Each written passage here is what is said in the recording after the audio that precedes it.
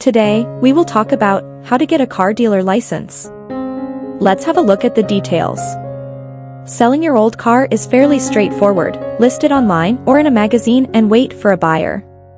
However, if you want to sell cars as a business, you need to secure a car dealer license. This can be a long process, but it's essential that you commit all the necessary time and effort to get everything right. The requirements will vary from state to state, so it's important that you do your research before you start.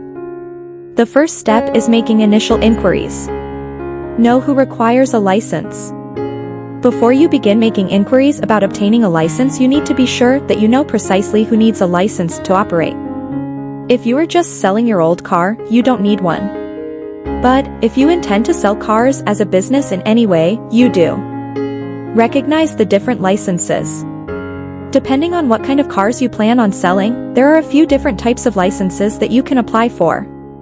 This may affect the requirements for the license, so be sure that you are clear about the nature of your business. Contact your state authority. Each state has certain requirements for becoming a car dealer, and you will need to become familiar with yours if you want to do this right. The requirements can vary significantly, so there's no shortcut to investigating the rules and application procedures for your state. For example, if you are applying for a license in Pennsylvania, you will need to complete at least 5 different applications, but if you are applying in North Dakota, you only need to do one. Start by looking on the DMV website, where you can easily access the information for each state. Get hold of all the application forms. Once you have accessed the appropriate forms, you can download them and begin the progress of reading through them and planning out your responses to all the questions. Before you actually start filling in the form, you will need to have a very solid understanding of your proposed car dealership. The second step is meeting the license requirements. Pass the background check. Before you do too much work on the application process, it's a good idea to be confident that you pass the background check that most states and most bonding companies will require. The tests will seek to determine whether you have not only a solid financial history, but also have no crimes in your past that might be a problem. Prepare a business plan.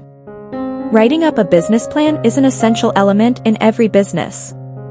If you are starting a new car dealership, it's crucial that you have a clear and well thought out business plan.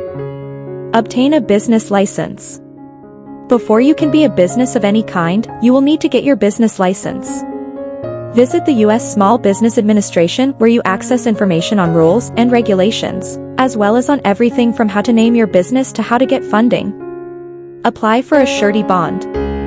You can usually get a quote from bond companies for free or for a small fee.